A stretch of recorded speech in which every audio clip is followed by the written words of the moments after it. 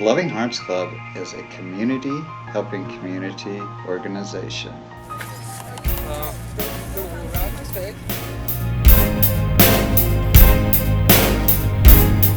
Well, we started out by Billy and I both joining another group, and they ended up not doing their duties in the Reno area. So we thought, well, let's just start our own, and that's how the Loving Hearts Club name came out, because I like the Lonely Hearts Club, the Sgt. Pepper's, and Billy thought, let's name it that. So that was cool.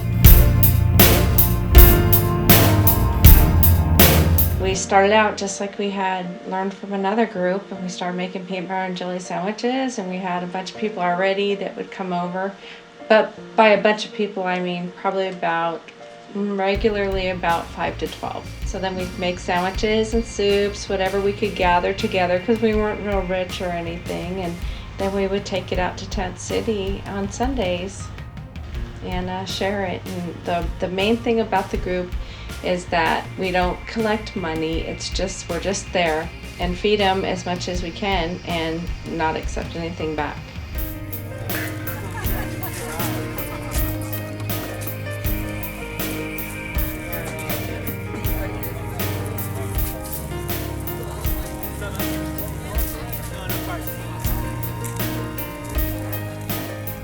The Loving Hearts Club has been active for 5.5 years now. In fact, it'll be 6 years in April. We started off going out and just serving off of benches that were out there for people to sit on.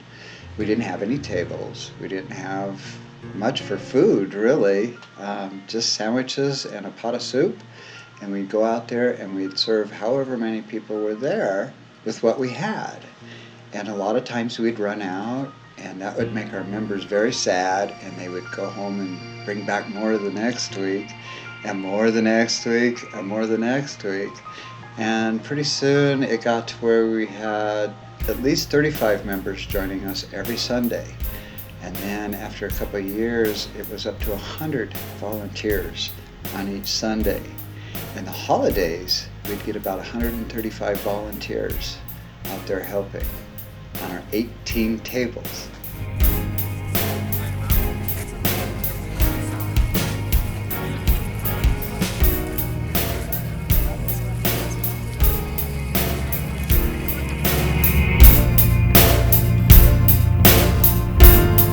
The concept behind the Loving Hearts Club and how it works is just people bringing food. Simple as that, no rules. We decided from the beginning that we weren't going to have rules, because what happens is when you start having rules, then people start wanting to add more rules. So we just say if people want more food to eat, we just share it.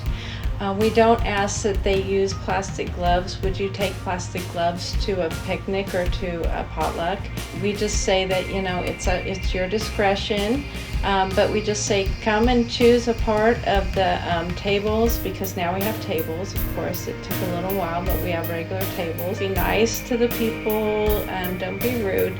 It just seems that everything flows wonderfully. We usually feed.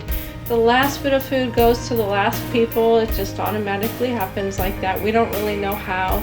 We believe the Loving Hearts Club has its own entity, because we just go, we don't know how, but everything always ends up just great. We always have enough plates and silverware and food.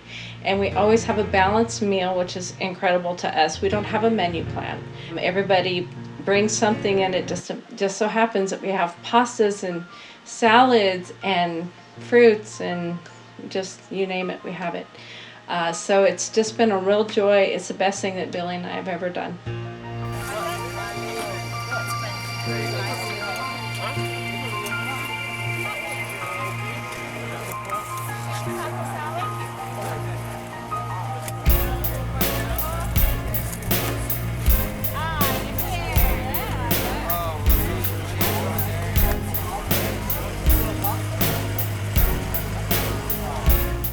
So we feed, on average, 250 people per week. Now that does vary. Around the holidays, it gets up to about 1,800 people that we have fed at one time.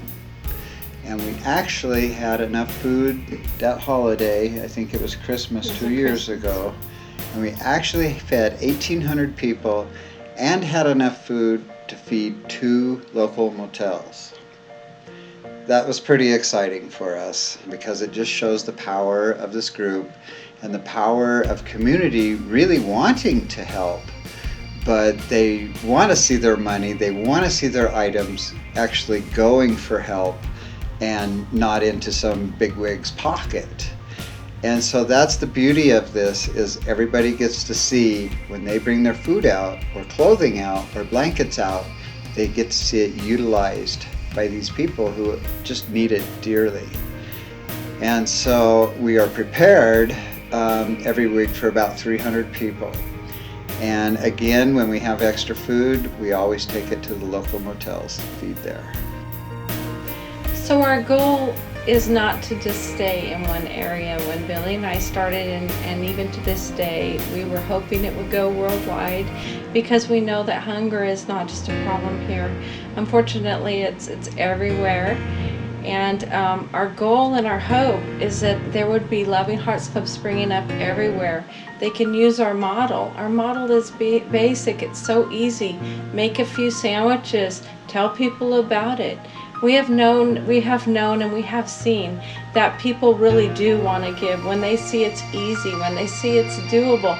Oh, just bring a meal, just bring some food and share it like a potluck. People want to do it.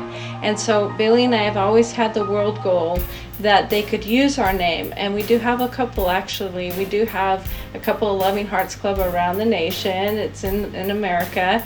We have one in Vegas, and I think we had one in a small town until they didn't have any more homeless. There was another one that I hear, starting up. So we really, really have a heart that we believe if this concept can help with us.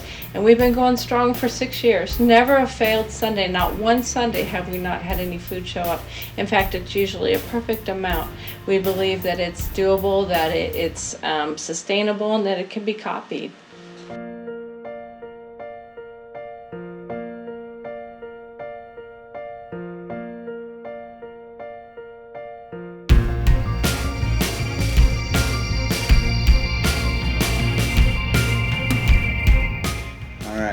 We do come up against obstacles like once per year, and whether it's somebody who tries to take over our group thinking that maybe they know how to do it better than we do, or whether somebody wants to come in and just throw a bunch of rules on our group, or bring their strong beliefs to the group which don't exactly fit our beliefs.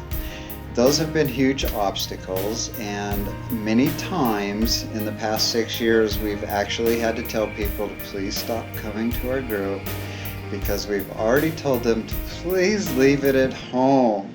If you are a religious fanatic, please leave it at home, because we come from all walks of life out here.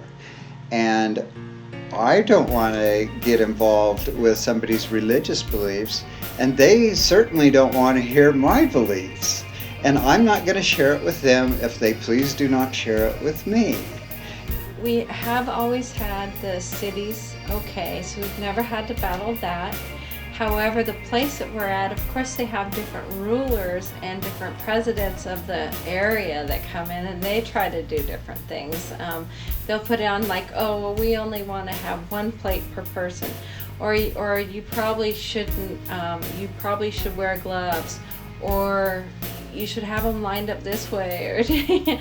And so yes, there are several times through the years that we have had people that want to control it.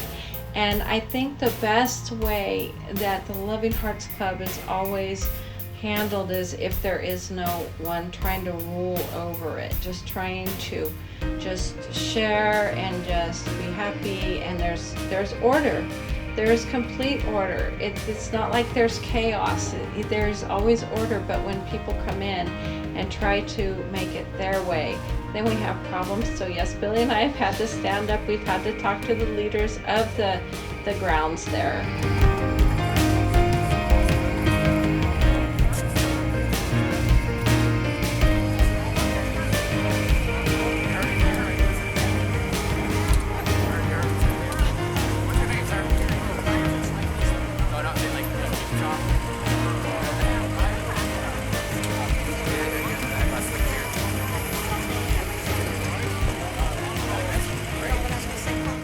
So basically, we're always looking for volunteers, and how we find our volunteers is always word of mouth. We ask that people just come out to share with the love in their hearts and smile and just feed everybody that they can.